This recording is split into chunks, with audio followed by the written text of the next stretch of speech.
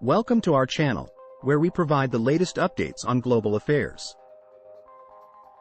In this video, we will discuss the latest developments in Russia's military actions in Ukraine and provide key takeaways from these developments. Russian millbloggers have recently confirmed that Ukrainian forces have established positions in East, Left Bank Kherson Oblast. However, the scale and intentions of these positions are still unknown. This indicates that tensions between Russia and Ukraine are still high, and there is a possibility of a potential Ukrainian counteroffensive.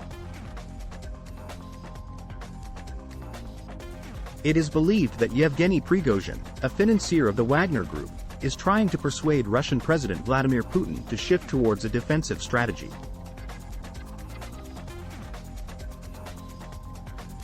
This is likely due to the increasing pressure on Russian forces in Ukraine. However, the Russian military command is unable to deliver this message bluntly to Putin, and therefore, the continued insistence on offensive operations in eastern Ukraine suggests that there is still a group that wants to freeze the war along the current front lines, and they have not yet persuaded Putin of their views.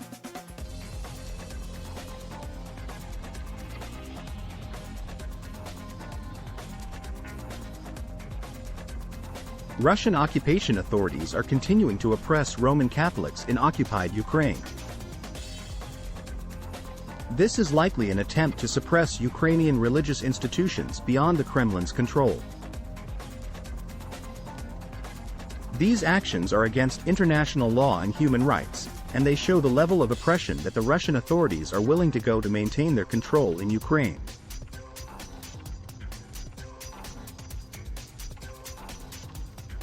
In other recent developments, a Russian fighter bomber accidentally bombed Belgorod on April 21 with two Fab 500 bombs, one of which likely malfunctioned.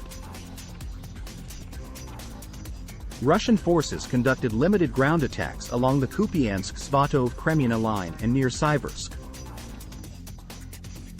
Russian forces continued to advance around Bakhmut on April 22, although they have not yet completed a turning movement around the city. Russian forces also continued to conduct offensive operations along the Avdiivka-Donetsk front and conducted a limited ground attack in western Donetsk Oblast. Russian authorities have made headway in their attempts to compel international recognition of Russian ownership over the Zaporizhzhia nuclear power plant, ZNPP.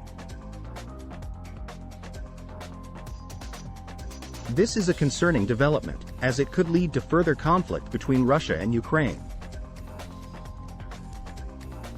Lastly, continued Russian efforts to block evacuations of wounded soldiers have contributed to the deaths of some Russian soldiers. This is likely an attempt to prevent soldiers from leaving the combat zone, which shows that the Russian authorities are willing to risk the lives of their own soldiers to maintain their presence in Ukraine.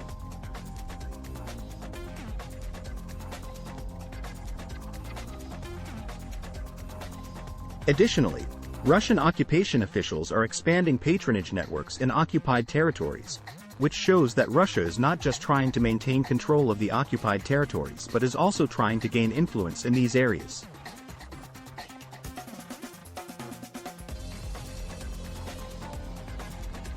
In conclusion, the recent developments in Russia's military actions in Ukraine show that tensions between Russia and Ukraine are still high. The continued oppression of Ukrainian civilians and soldiers, the expansion of patronage networks, and the attempts to gain international recognition of Russian ownership over the ZNPP are concerning developments.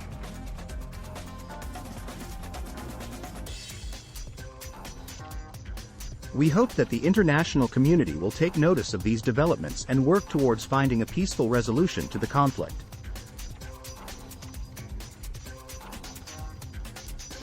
Thank you for watching.